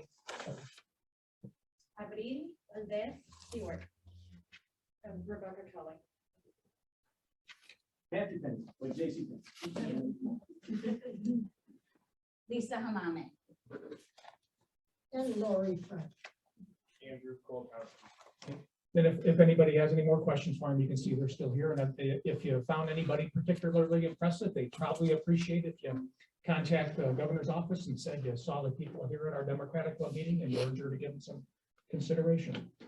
Every meeting we have elected officials reports. We invite elected officials in the room to come forward and give a report on things they're working on. Who would like to go first? Elected officials? How about, since you're convenient, Mayor Mike Fournier? All right. All right. And any other elected officials, if you could come towards the front, that we don't have a long pause. Royal Oak Mayor Mike Fournier. Make it a little brief here. We have a lot going on. Pat's going to share some topics. Brandon's going to share some topics. But I'll take the lead on one that you probably all experienced today, parking, right? So this has been a hot topic in Royal Oak, and I want to give everyone an update the best I can without breaking any of our closed session confidentiality discussions that we're having. Was it time for me to? Good job, Mike.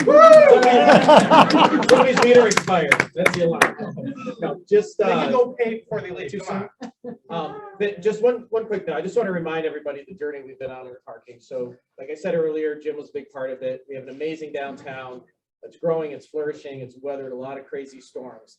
So we had all these old meters installed, these ones that were on 2G network, which is a bandwidth that's being retired, which meant that none of the credit card stuff could work or whatever. Our former police chief came to us in a panic and said, hey man, we need to replace these meters. There was an opportunity to go and just buy a bunch of 4G meters or work with a company that would come in, take down the upfront costs and put in a system for us. So we said, okay, well, let's take a look. We have some concerns.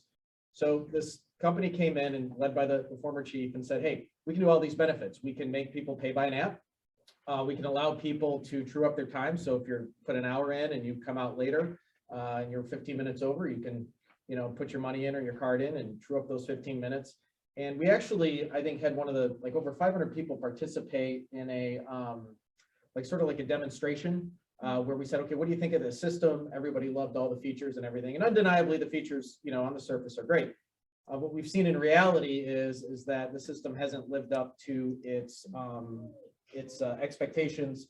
There's been some glitches on the software. There's also been some things that, quite frankly, in practice that the vendor has not been so cooperative to change and, may have oversold the chief and us. And there's a lot of legal discussions going on. But the news and thing I want to remind everyone of is in our downtown area, we have 5,700 parking spots, right? And the one issue is 700 of these spots are the ones that we talk about that are in the news that everyone is frustrated with. We have 5,000 parking spots that you can pull in. Their garages are 2 hours free. They're still a good choice. Hopefully most of you parked in the garage over here today. And we're not denying that these meters aren't something that we have to contend with. We are, but understand the position we're in as a city, dealing with some of the legalities of the contract. And, even me being super vocal about it, that's one card that we're keeping in our back pocket. I think you guys may have given me some criticism a few years ago for criticizing someone. I think it was the Free Press's most read online article dealing with a certain restaurant. So that's, when our community speaks and the mayor speaks, it does get a lot of traction, and that's something we have to hold on to as leverage to get some of the issues fixed with the system. So I don't want anyone here to think that we're completely satisfied, but we have to play our cards correctly in order to solve this issue.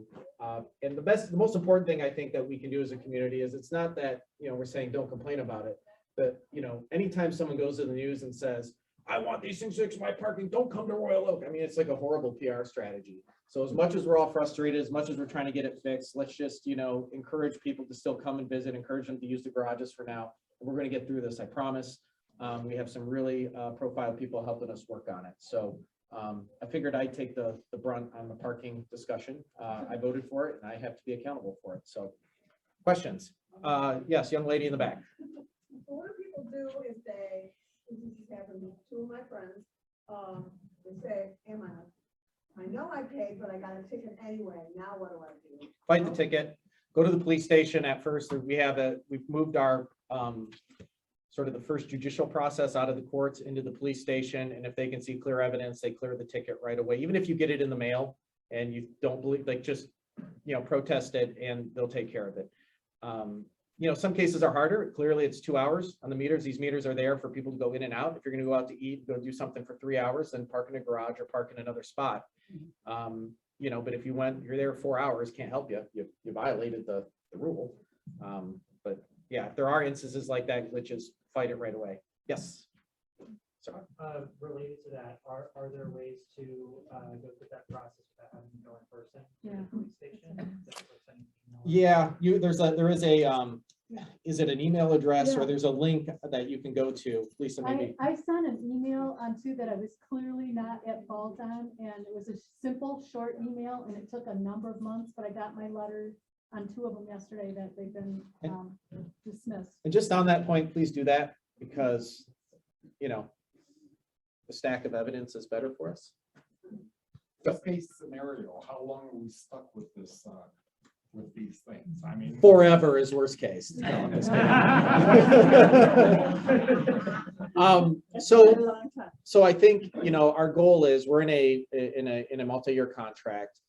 It's expensive to get out of. What we're trying to do is fix the things that need to be fixed. So, you know, the ultimate goal is like, hey, we have all this cool technology. It works for everybody. Everybody's happy. It's doing what it's supposed to be doing, and we're fine. The alternative is that these things don't get fixed. There's probably other action we'll take, and I'll just leave it at that. But at maximum, a few years. But there's going to be some fix before that, whether we hope it's a cooperative fix. I mean, we're working it to be cooperative, right? Yes. Do you think that there's like any like things that we could do to like, I don't know, make them, I'm just remembering the old parking meters and how we kind of turned that into like an art form.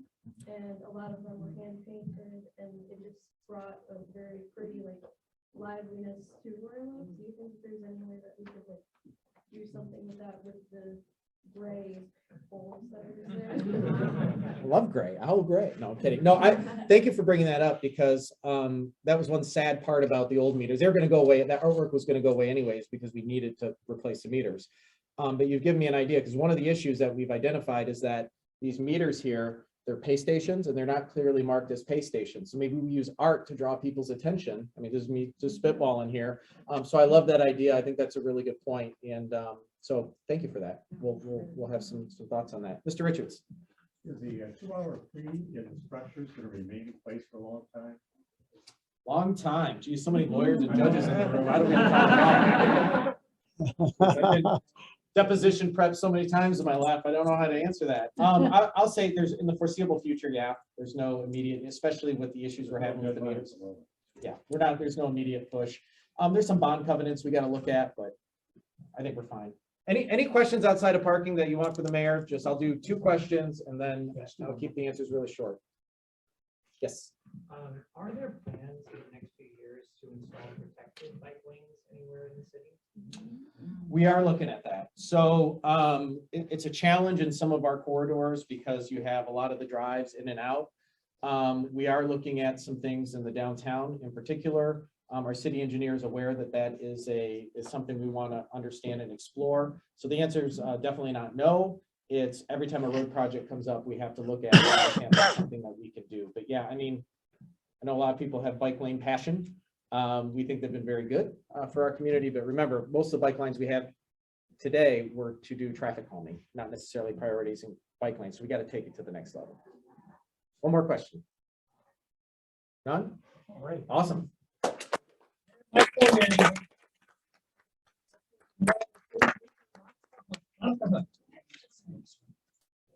Thank you. Good afternoon, morning. I'm not sure what's happening yet. I want to say thank you to the kids from No Future Without Today for coming out and speaking and sharing your experiences and what your group is doing. That was a very brave thing for you all to do, to come out, talk to us, and to start this organization. So thank you so much for that. Just a very short Jim Ellison story. When I was first appointed as a commissioner, Jim reached out to me and wanted to talk to me about a few things that were going on in the city. And most of our time was spent talking about the animal shelter. And Jim has always been a huge proponent of the Royal Oak Animal Shelter. And he will be happy to know that this year we will begin building our brand new state-of-the-art animal shelter. Will be with the assistance of a very large grant from the state of Michigan that will help us to transform a building already in the city of Detroit, or I'm sorry, city of Royal Oak. I have my work hat on right now. To provide more services to the animals that the shelter currently services, as well as those that foster and adopt animals from that shelter. We have Jim Ellison, who's Jim's wife, who's our director and has some great ideas for the use of that facility, but it will add training, vet services, at a lower cost to those who foster, adopt, and have animals here in the city of Royal Oak. So keep an eye out for that. Come by and take a walk through when you're able to. It will be a great facility. It will be a state-of-the-art facility. We have the animal shelter millage that passed in November, so thank you all for that. And that will also allow for us to be able to provide additional services to the animals and the residents of the city of Royal Oak. So does anyone have any questions about that? Okay. Where is it located? It is located off of 12 Mile. Do you know where the old Matthew Hargrave Chevrolet dealership? It's in that location. Off of, I believe it's 12 Mile and Kitty corner. Yes, right next to the Kroger. That's a great. So, is there another question? Oh, there's your question. Awesome. All right, thank you all.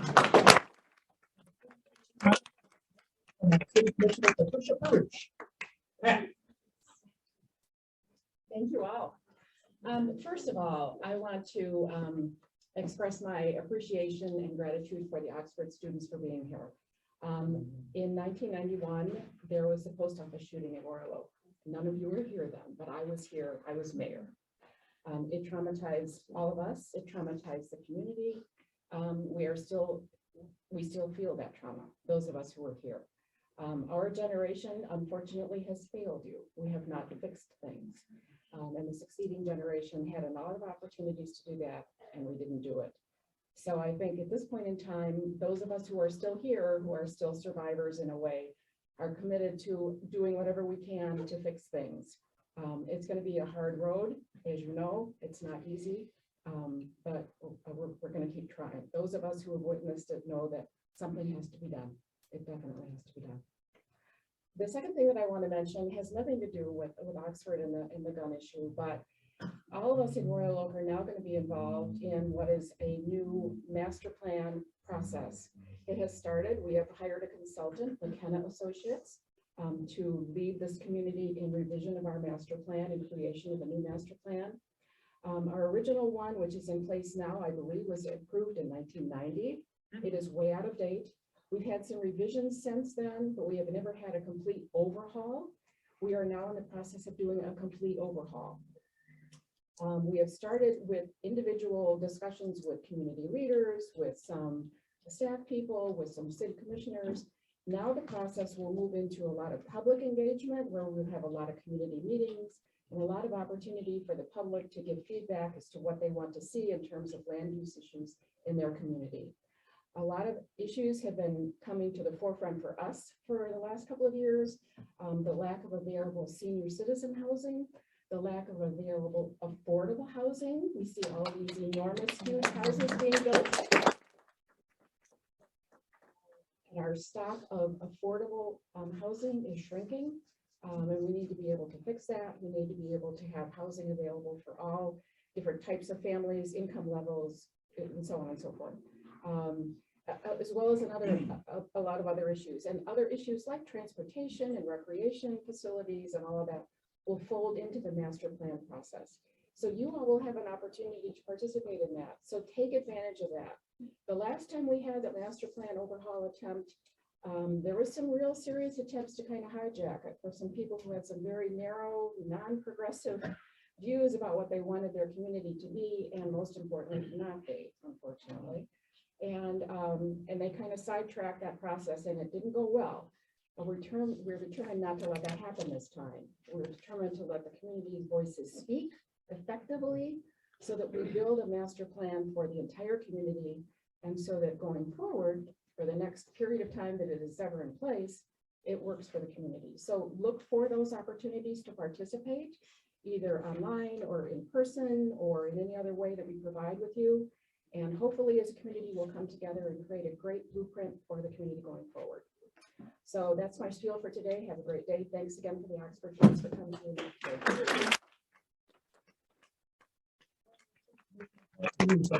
To my fellow board members of the club, let's make a note of that. We need to get involved in the master plan. We need to make sure a lot of Democrats in town are involved in the master plan. That's really important. That's got to be a priority this year.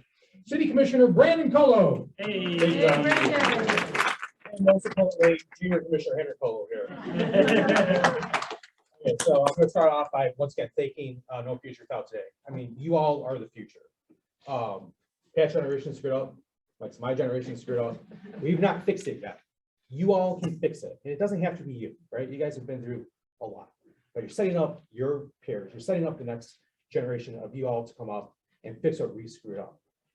So I am so encouraged when I see you here, what you're doing and how you're gonna work on this. So, you know, get your friends to run for city commissions, be a state rep, you know, be the next senator from the state of Michigan, right? We have something going on in 2 years. We did, you know, the age might not work out, but you know what? It doesn't matter. Figure it out. We're gonna fix this. So thank you, thank you, thank you.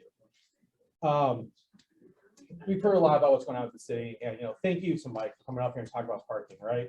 I mean, here's the mayor, he's up for election this year, and he's taking the hard questions. Like that is not something that's easy to do. A system that's not well liked and was oversold and under-delivered to us. And you guys should see Mike in these meetings with Bender. He's at the head of the table, being as firm as ever. So it's some great leadership that I know we will get this fixed. Thanks in part largely to having Mike as mayor here.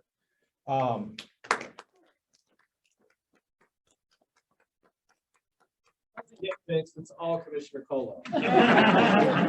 Who voted against him, Grant? Yeah. Here we go. But I'm not as persuasive as the mayor is, and he is very good at what he does. So I know we will get this fixed.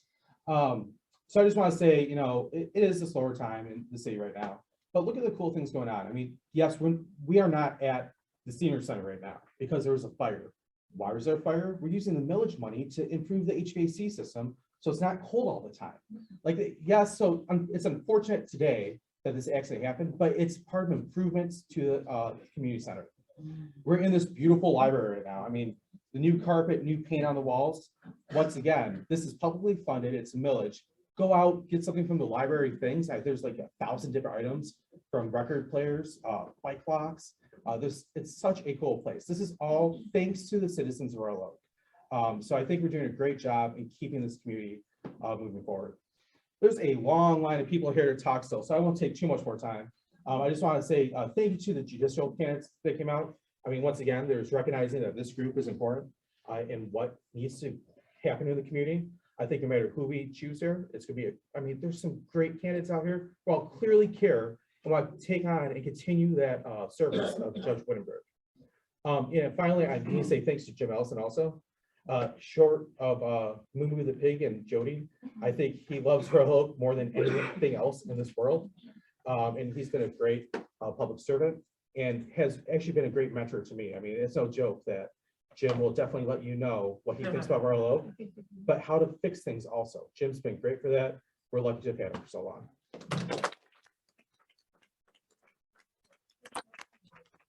We've only got 13 minutes left, so we'll have to be brief. We probably won't have time for questions. Sorry about that. We'll have more time next month. Just some unexpected agenda items. Many loops. Thank you. Thank you. I wanted to share with you that we are working hard on your behalf. Our senior we're still using the word senior, Jim. The senior ad hoc committee we just announced grants to senior citizen centers with the building. So $5,000 grant money, and Royal Oak did take advantage of that.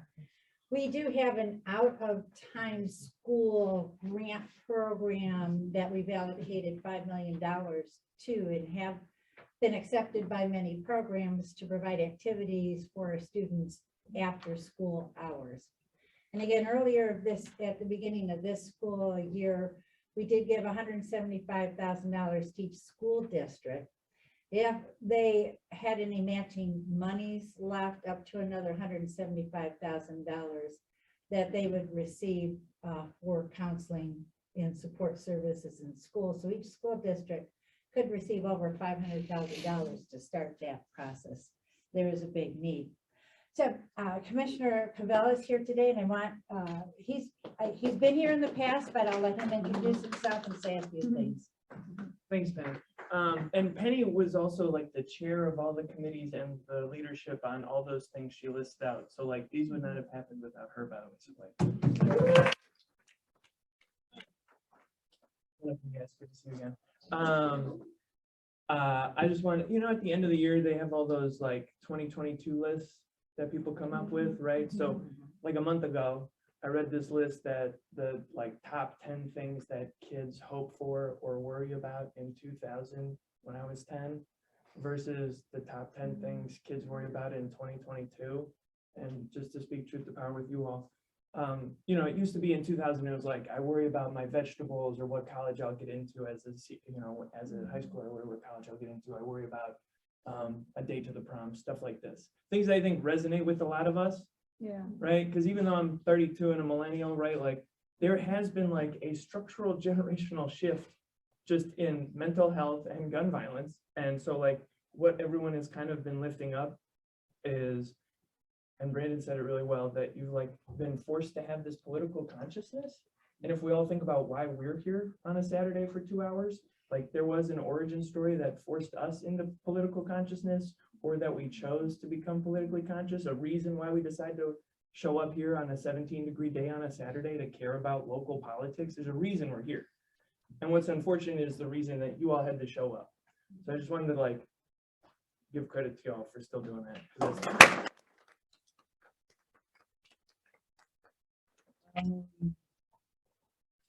Oh, about the parking.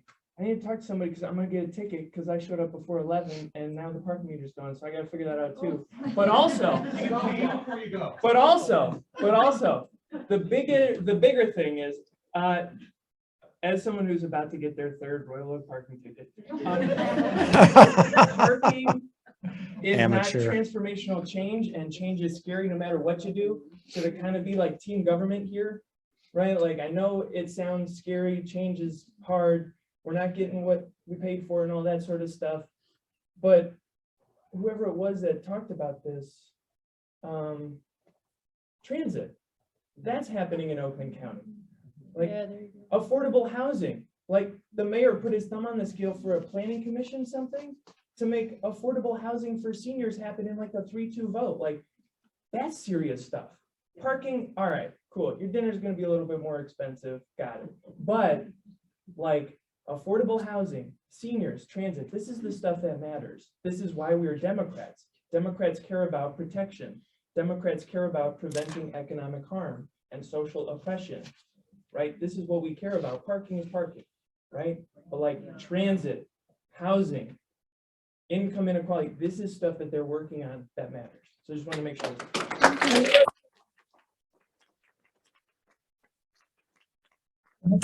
Businesses asked for parking. Businesses wanted parking meters because they want churn. They don't want people parking in front of their businesses all day. So when I hear businesses complaining about the parking meters, I feel like, well, you're the reason we have them in the first place, aren't you?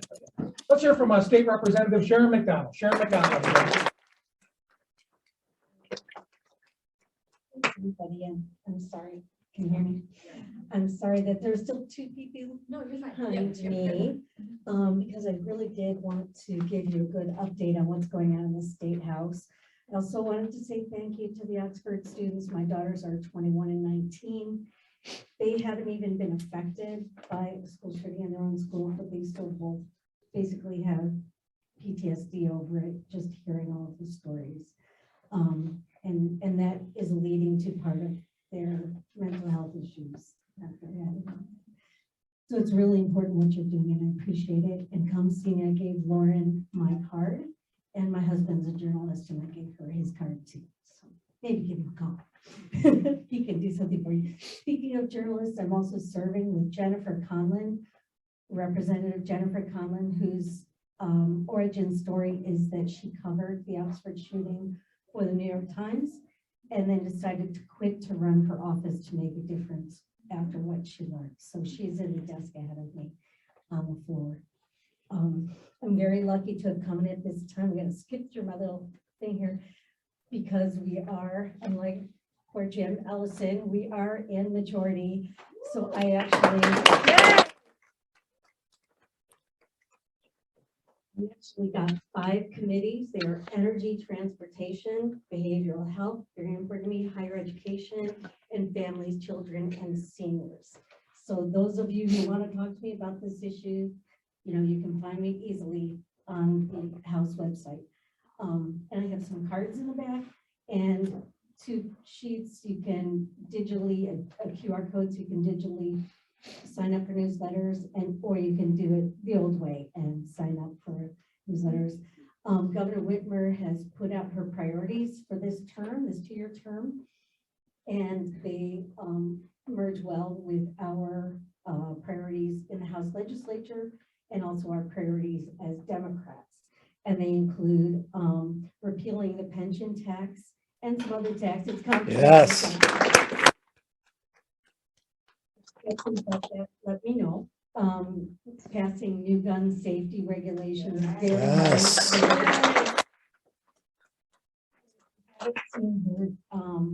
Her speech, I wish I could get the steely-eyed way she said, because thoughts and prayers aren't enough anymore.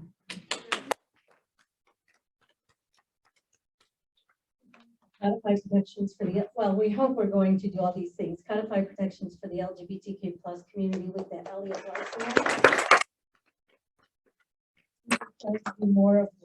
undo more of what the Republicans have been doing in the past, including repealing right to work. Yes.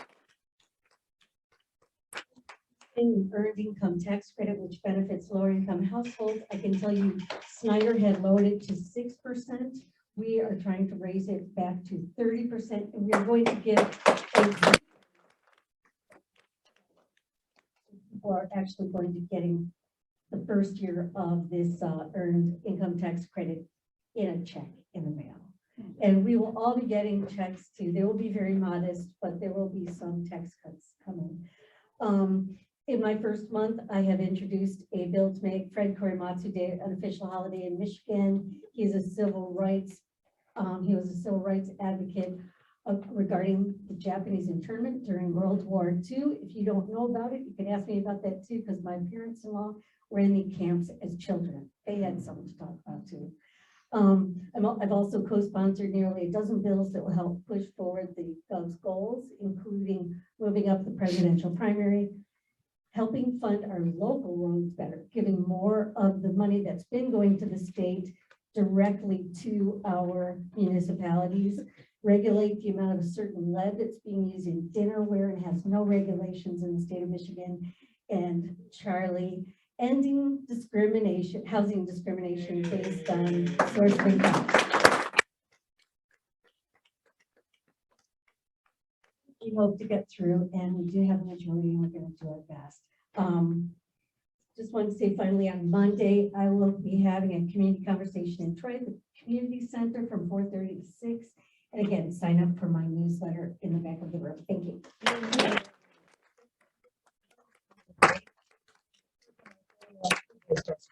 I'm sorry we're giving the elected officials short shrift. We just thought it was important people hear from the people interested in the 44th district judge. So that kind of pushed everything back. But we're usually out of here promptly at noon. We'll go a couple of minutes over today. Let's turn it over to our Royal Oak School Board trustees.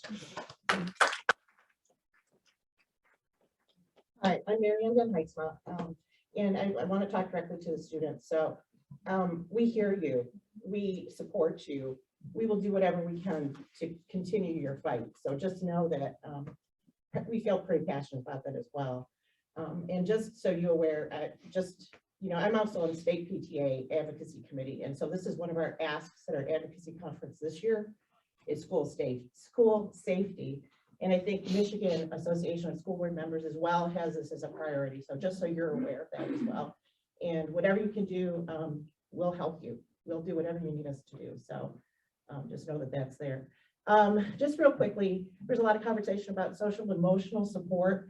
I think Penny Lubes mentioned the grant funding. We are taking advantage of that. So we'll have those 525,000, I think, for social and emotional support.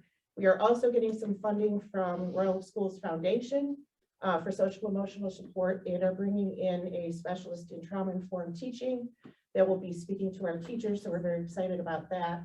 We're going to have an Easter Seals grant as well for social and emotional support. And it is a high priority within Royal Oak Schools, supporting students, supporting our teachers. Recognize that it's not easy. I too am a parent of two daughters. One of them was in high school when we had school shootings before. I remember the feelings and the conversations we have. My oldest daughter is a first-year teacher, and I worry about her every day. I'm not gonna lie. I worry about both my kids every day, but particularly from a teacher and a parent perspective. So just know that I'll let Lauren speak as well.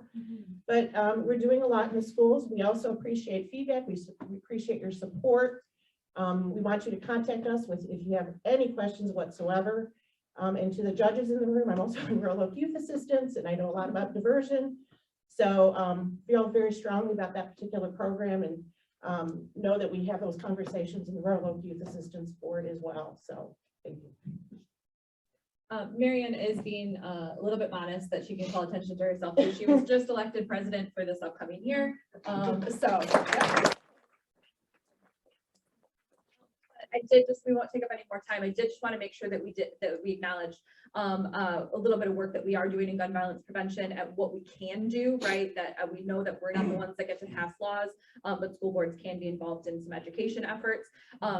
Tim Jaworski introduced a gun safety resolution advocated by the Be Smart program immediately following shooting in Oxford. At our first opportunity, Royal Oak took the stance to do that. We've also decided to make sure that we're reaffirming and re-announcing that at our February meeting next week, just to remind people that that is something that we're advocating for. That's something that the school district has committed to. And so we'll be announcing that. It's ongoing, but we just want to make sure that we're talking about it as much as possible. So in light of Gun Violence Survivors Week, our students here that are joining us, and all of the recent school shootings that we've had, we just want to make sure that we're talking about that in people's face. So I just wanted to call attention to that. Thanks. One other thing, I've read the Oxford School Board. You guys, thank you so much for being here, for real. I've heard your school board is contemplating putting students on the school board with them, and they're going to debate the issue, and they're going to decide if that's a good idea or not. Well, everyone here know we did that. We started it last month. We have students sitting with us on the school board. You guys in Oxford, go to your school board meetings. Let them. They don't follow through with their words, so I can try. For real, go there every meeting. Just keep your voices loud, make it be heard. It's a great idea. We need to hear from the kids. That's what we're here for, right? Cool. Introduce yourself. Hi, I'm Michelle Cook, and I'm also on the school board. I guess just some other priorities, some things that we have going on is there's the long range planning committee that's been meeting regularly, and I'm really glad to have been participating in that. There's a lot of things that we are working on to improve our schools, and February 15th will be the next meeting for that. We will also be having a workshop coming up on February 16th to look at the issue of transportation.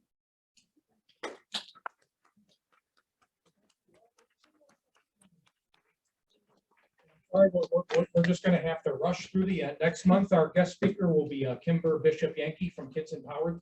We will be back at the senior center. There wasn't any major damage to the building. If you have any questions for the 44th district judge candidates, go ahead and ask them. I would entertain a motion to adjourn. All in favor? Aye. See you next month.